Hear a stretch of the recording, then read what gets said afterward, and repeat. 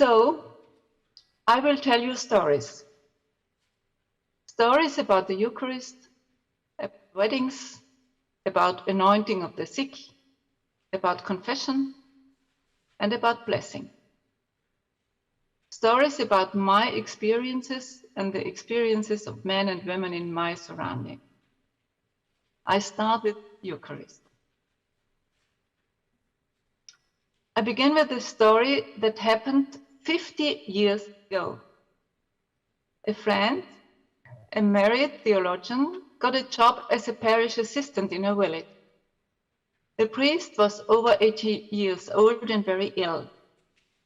Our friend and his wife, all the work that needed to be done in a parish, people already treated the two of them with Herr Pfarrer and Frau Pfarrer. But were they really allowed to do everything that needed to be done? No. There's one significant exception. During the Eucharistic celebration, it came to the words, "On the night he was betrayed, the old sick priest limped in, spoke the two sentences, and limped out again."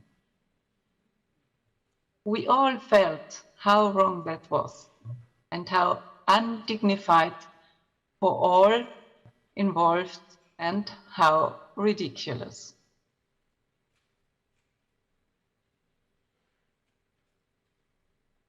Nevertheless, it took us years to realize that it was on us to change things and to implement the consequences for ourselves. We had a small prayer circle for many years, together with our parish priest. From time to time, we celebrated the Eucharist with him. When he finally became ill and died, we could no longer find a priest who was willing to pray with us once a week. So we did not celebrate the Eucharist for a long time, but we felt that something was missing. We missed this special presence of Jesus in bread and wine, which no one can really explain. Nevertheless, it took us more than 10 years before we asked ourselves the question, why don't we celebrate the Eucharist even without the priest, in memory of Jesus Christ, as he taught us?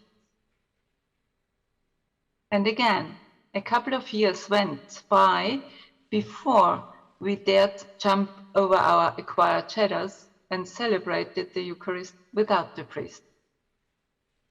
We have never regretted it. And it is simple. Jesus made it so easy for us. In these everyday signs of bread and wine, he shows us that he wants to live in us, that we are so intensely connected to him and to each other through this common eating and drinking. Incredibly simple, simply incredible. We have no ready-made texts other than the readings from the Bible, and we don't need any preparation. In our prayer circle, we sit down together and pray spontaneously and personally. And Jesus is in the midst of us and in us. The simplicity does not diminish the solemnity. If someone says that only an ordained priest can preside, we say, so what?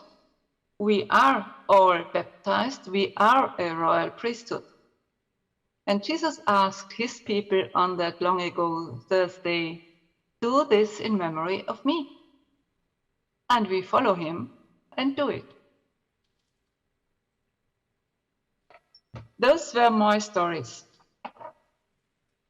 I could tell you many more about baptisms and confirmations, about celebrating the resurrection at Easter, about the sacrament of Thanksgiving, harvesting when friends retire from work, about the many occasions in a woman's life that need a reinforcing ritual and that never ever occur to male and single church leaders, and so on.